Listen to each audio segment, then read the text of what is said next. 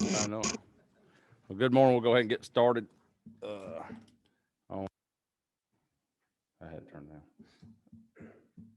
All right, we'll go and get started on motor vehicle subcommittee for tags and titles, and we've got one bill and Chairman Alan Powell. What number are you down there?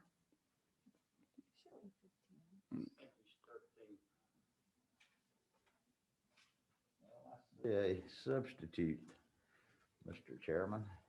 That's what just went back and put the strobe light back in there we not talking about. Only change. All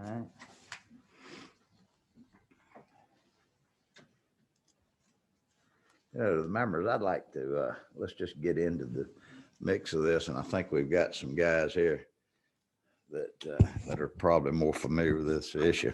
This came to me from the Senate.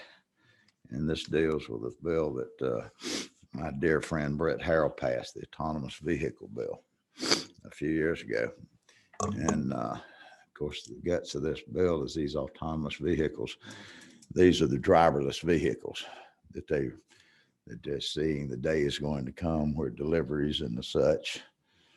And I suspect that the ride sharing, they want to get rid of drivers and the personal touch and things like that. And this was being brought to us to do an amendment. As it was described to me when I was asked to bring this bill forward, even though these autonomous vehicles hadn't got in full swing yet, that I was asked to bring this forward. And supposedly the gist of this is that it does away with unnecessary equipment on these vehicles. If you have a driverless vehicle, you don't need rear view mirrors. You don't need, there's certain pieces of equipment on that vehicle is not needed because you won't have a driver. And these are the pieces of equipment that were being taken off. One of the things in public policy in Georgia has always been that on low speed vehicles, and I guess this probably goes back 20 or plus years ago, when the Peachtree City stuff came up, and it was about, the golf carts, which are a form of a low-speed vehicle, that we always determined under the public policies of Georgia that they needed to be identified if they were on the roadways. And that was where the strobe light came into the mix. In consultation with the chairman of this committee and some others, I think they were kind of like myself. They decided that, that's a good public policy that needs to stand, to have an identifier on these vehicles because they are low speed, so that anybody that's any of the drivers on the roadways, coming up on a low speed vehicle, they need to be identified so that they don't run over them, and it becomes a safety issue at that point.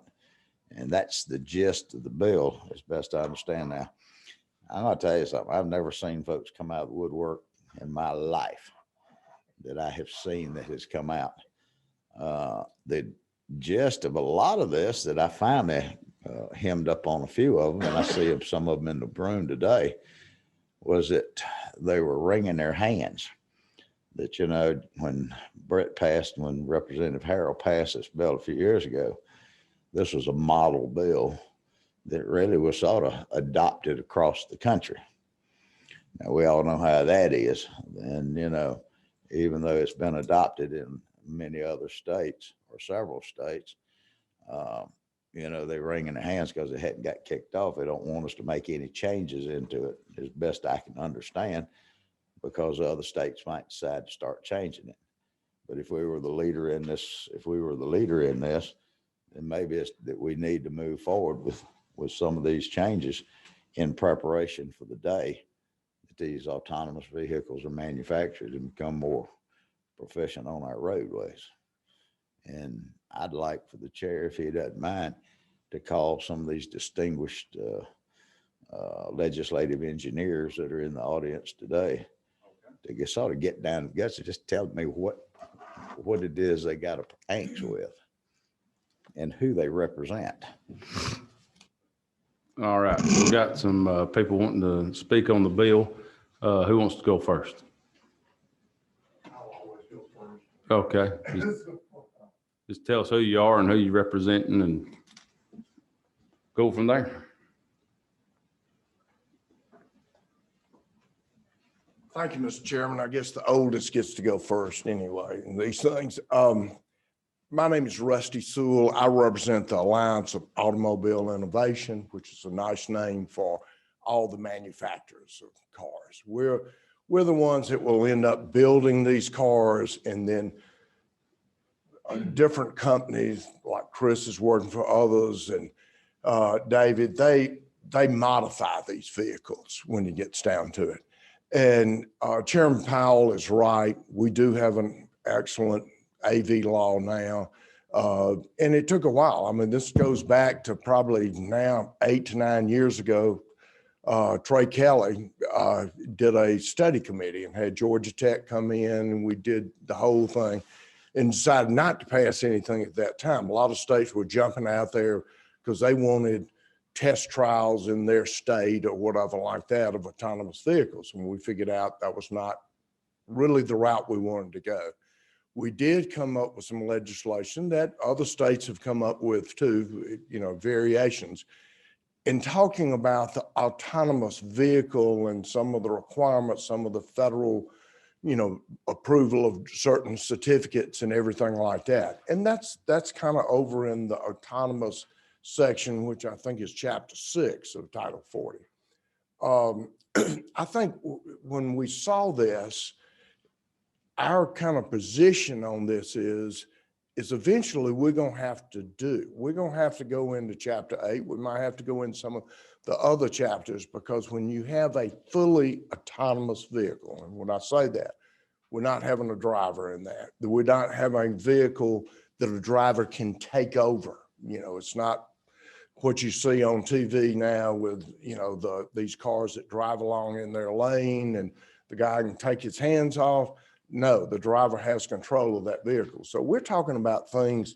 So the braking systems, speedometers, mirrors, lights, there's a lot of things that in a fully autonomous vehicle probably don't need to be there, or at least modified some way or the other. And we understand that, but these things aren't running right now. They're not running anywhere. Other states are looking at it. Arizona is doing a very big study on this. Arizona was one of the first states that looked at these kind of things. You can imagine why. They've got nice flat land and areas where a lot of testing can be done. And kind of our position is we understand we're going to have to get into this, but why get into it with just a few of the changes that need to be made? We're looking at this, everybody's kind of studying it, and, we're happy to look at it. We're happy to bring it to y'all as soon as everybody knows what they're actually doing and what these changes that need to be modified, because what's in the bill now, I agree, some of that needs to be changed, but that doesn't really get to the whole question of everything that needs to be changed. So I think I supplied Chairman Powell with a 2-page thing of other things that, probably need to be looked at, and we will look at this, but it's not something that needs to come down the road. I think the concern by the manufacturers and some of the provisions that dealt with the AV law, let's don't change that over there and some of the requirements there, and we shouldn't really get into chapter 8 yet, because we don't know what all needs to be done. If we do it and it passes, is the world going to come to an end? We're going to have a problem? No, but we're going to be back up here changing it before we can have these vehicles run. That's a long explanation, and I'm happy to answer anybody's questions. All right, thank you. Does anybody got any questions? All right, well, thanks, sir. Oh, Mind talking about addressing section 8, since you specified that one, Rusty? yeah, it's section 8, chapter 8 in Title 40 are all the various requirements that we put in there of what a vehicle should have. We want to make sure there's a braking system in a car. All of these are, and most of them, truthfully, are things in there that make sure that the vehicle runs right and the driver has the mechanism is in a vehicle, and that we build those things to certain requirements that everybody knows that. Some of those things, as I said, aren't going to be needed. And some of the things that are outlined in the bill, we don't necessarily have a problem with because it's addressing some of those, but it's not addressing everything. And when we saw this at the first of the session, we talked to the people and we said, it needs further study to get to all of those things. So it's not that we're it's kind of a funny situation. We're not arguing that this is a terrible, bad bill. What we're saying is that, you need something more, and we'll provide that, and we can study it and provide that to y'all. All right. Any other further questions? How long before you think it'd be before we see fully autonomous? Do you have it? I'd like to say, like I said, some other states are looking at it. Arizona is looking at it, totally. I know that some of these other companies, I mean, we build these cars again, and these other companies are kind of telling us that are going to be, kind of manufacturing that. And I'm not saying that some parts of our, maybe Ford or GM or whatever is looking at this also, but there are a lot of specialty companies, just like in the van world, people come in and modify vans and things like this. They'll be modifying those, and so they're kind of telling us. But Mr. Chairman, I'd like to say, and there'll be studies, and I'll keep, the chairman here, Chairman, you, all three chairmans, as we go along, we'll keep y'all up to date and let y'all know. And I think we'll be pushed more by other people. But I can't tell you again, we're going to be back next year and have something. I'd like to say we'll be a lot farther along, and we well might be there to say we need to modify. But we're also not talking about that these cars are going to be on the road next year, or those are the kind of things. And truthfully, if they were on the road, I mean, they could have some of the equipment that a driver car has. So I'm sorry, that's not a very definite answer, but we will be farther along. I think we'll be close to something probably next year. Chairman Corbett. One other question. A few years ago, you talked about Chairman Kelly doing a study committee, or not Whip Kelly. But I also remember he carried a bill, passed a bill on liability coverage about 2016, where the manufacturers had to, maintain the liability coverage on these autonomous vehicles for 3 years. And I think the legal is probably run out in 2019. What's the limits on the liability on those? Now, is it just like a standard car where somebody can get a basic coverage where it's $25,000, coverage? You have any idea? I don't. I can find that out for you because I know the P&C people here know that and have looked, very closely at some of that stuff. I don't personally because we're not, but I can find that out for you and get that to you. Okay. Any other questions? All right. Thanks, sir.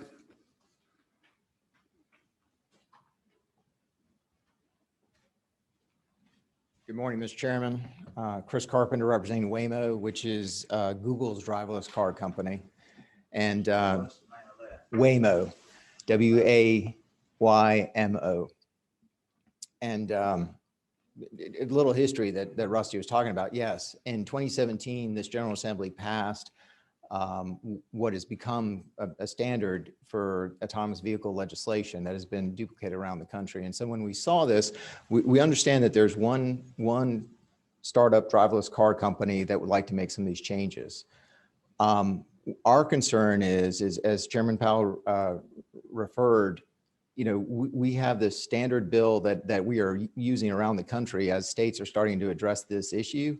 And so we are very concerned with Section 2. I don't know if there's a substitute or not, but Section 2 is the only part of the bill that modifies the current autonomous vehicle legislation that Chairman Harold and Whip Kelly all worked on.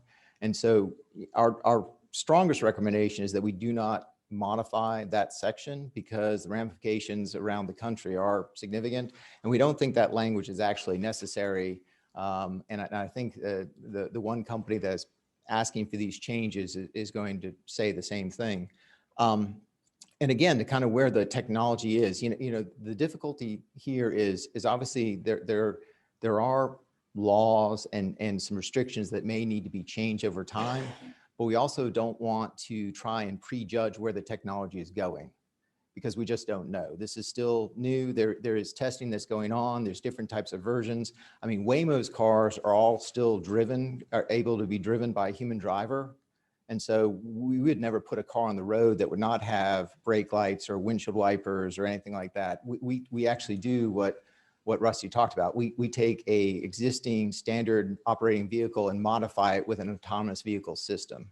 So again, we want to be very cautious here that we don't do anything that upsets what is a very strong law that the state has that we think is going to attract autonomous vehicle companies to the state. In fact, Waymo has done truck testing in Georgia. It was the first state in the country that they did truck testing in 2018 and 2019. So again, we understand that some of these things will need to be modified. It's a question of when is it right to be done? And we would argue that a lot of these things are not ripe at this moment, particularly Section 2. We want to be very cautious in making any changes to the existing statute. Happy to answer any questions. Yes, sir. Get into Section 2. I've got some concern in there where I see the mandatory insurance requirement being changed or anything like that, and I could see that, but then I also noticed we're getting out of specific insurance language, and I don't know why that has been stricken out, but get into the weeds a little bit on the other language. And I know if you get through the bill we're talking about in different sections, we're striking some of this supposedly unnecessary equipment. But talk to us a little bit about Section 2, about why y'all have specific angst. Again, it is globally, it's because we are concerned about making changes to this and the ramifications it will have to other states around the country. And it's also, so if I can talk to Chairman Corbett's question about the insurance. So I think Legislative Council did this because the language there on 4A, it was sunsetted by the date. And so I think they struck it because it's obsolete now because it was sunsetted. I don't think there was any policy reason for that. And Chairman Corbett, under my reading, I think what has happened, again, our cars are standard cars that just have autonomous vehicle systems. And so I assume the insurance would be the same as a standard car currently. I don't think there's been any, I don't think that would be treated differently. But again, the reference to federal standards and all that, we want to be cautious in. Keep going. I'm sorry. We want to be cautious. We want to be cautious about referring to federal standards. And again, it's a question of rightness of this technology and where we're going. We are very comfortable with the existing law, with what's allowable in the state of Georgia on the existing law, and we just don't want to prejudge where we think this is going. Again, some of this language is not necessary. Some of it is predetermined on kind of where the technology is going. And again, it's just a question of when can we be clear about where the direction is that we're going for this, particularly when it comes to Section 2.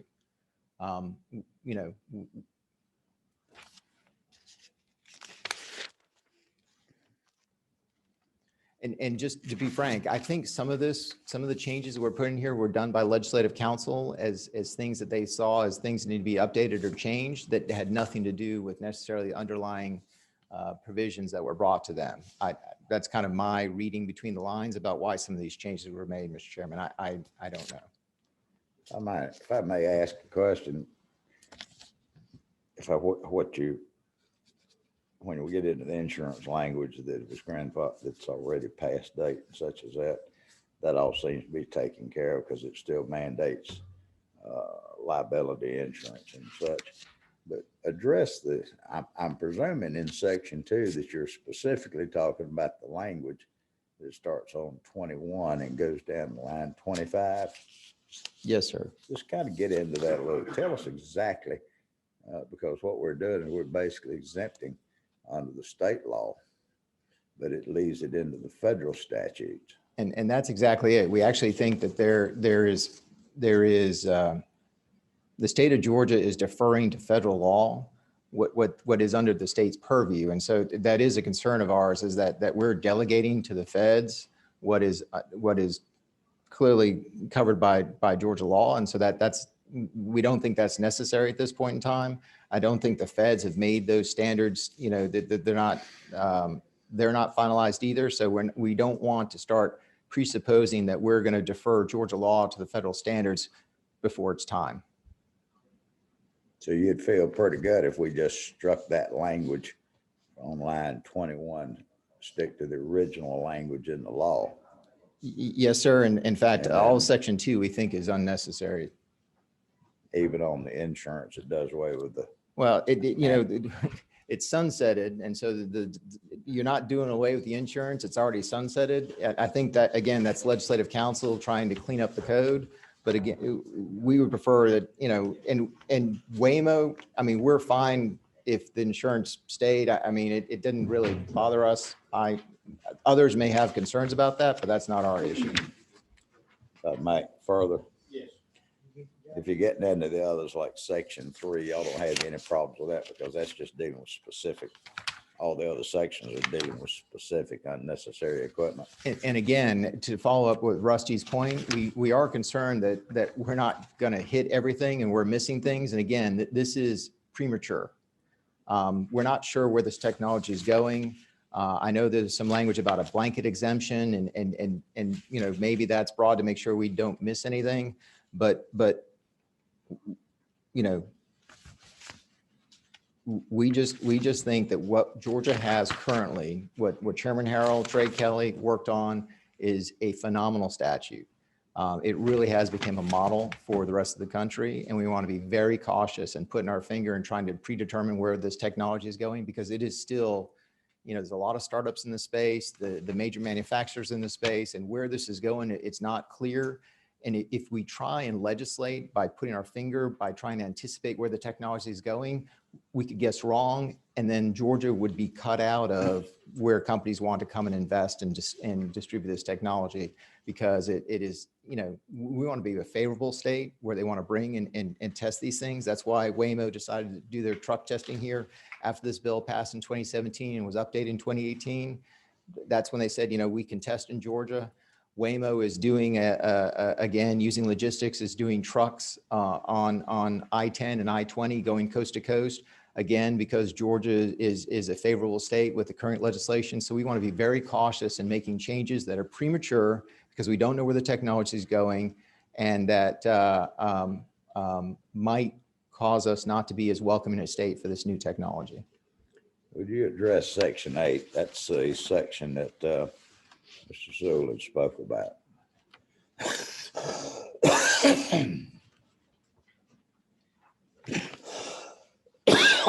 Section 8, the combustion engine.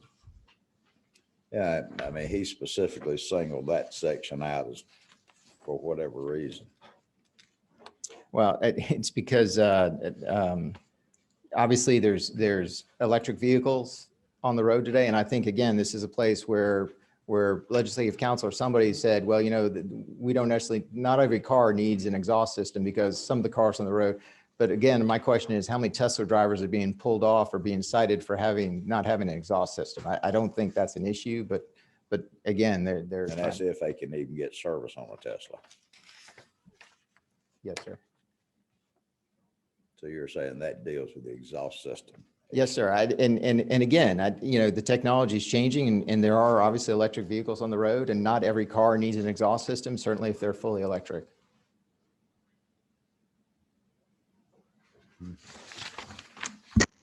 Any further questions from anybody? Anybody online? Have any questions? Thank you, Mr. Chairman. Chris, thank you. And anybody else? If Dave, come to the podium, state your name, who you're with, and what you want to tell us.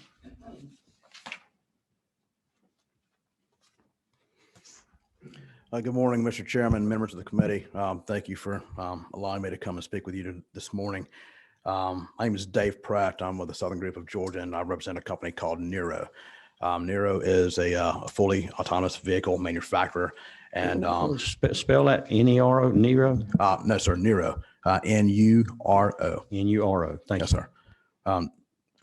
Nero is a fully autonomous vehicle manufacturer, and it was spoken before that most autonomous vehicles are currently, I guess, line or stock vehicles that have been converted to being fully autonomous. We are an exception.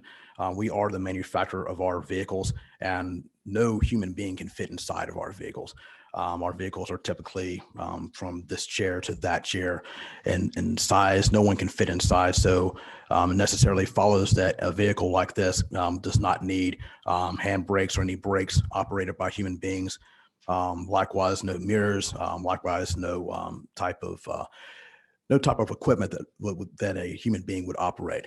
And while I will agree with my colleagues, Mr. Carpenter and Mr. Sewell, on many points, I will disagree with them that there's no need for some sort of statute modification to take place at this time. I believe that there is a need for some type of legislation. I do believe that some middle ground language has been identified. And if I'm talking out of turn, please let me know, Mr. Carpenter and Mr. Sewell. The language that I'm talking about is, I don't have it with me in hard copy, but I did give copies of it to you, Mr. Chairman, and to Chairman Powell. And this would basically take care of the exemptions for equipment that would ordinarily be on normal vehicles, but not on autonomous vehicles that will never be inhabited by human beings. Further, I would also like to say that, if I may not be too presumptuous, the language that I shared with y'all could pretty much replace everything in this bill that you see before you, and just take care of the equipment exemptions that we're seeking to put in light here, with the very important exception of Chairman Corbett's wish to see strobe lights on autonomous vehicles that are low speed vehicles. Do we have any questions?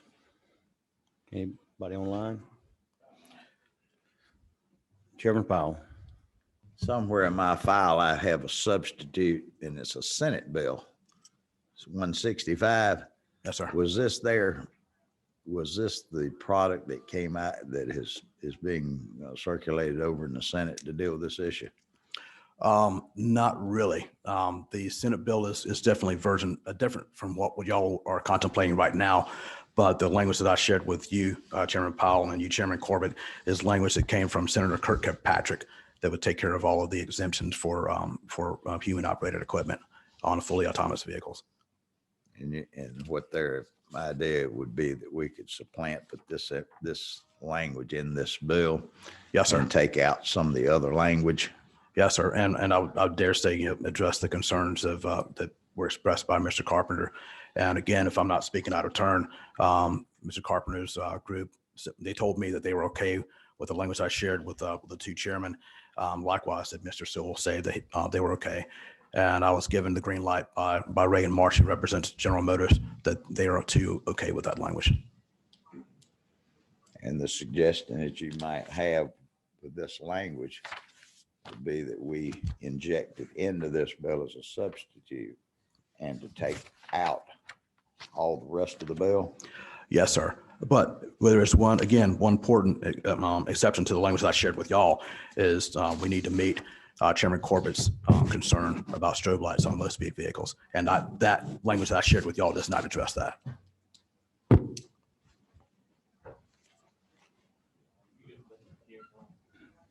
Do we have any further questions? Anybody online? Thank you, Mr. Chairman. All right. Do we have anybody else in the audience who'd like to speak to this bill? Mo, John, everybody good? All right.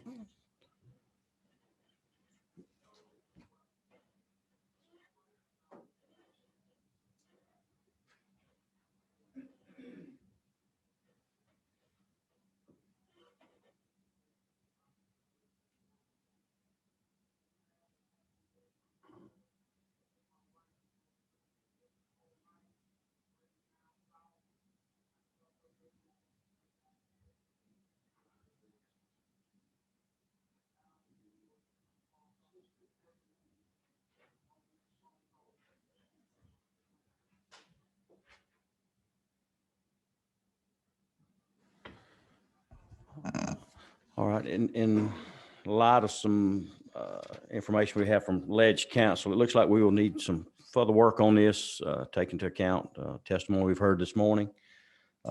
We're just going to do a hearing only. We're not going to move this at this time. If anybody else has any other comments, if not, the meeting is adjourned. And now we'll go over to the driver safety and services. You come here. I'll move back down.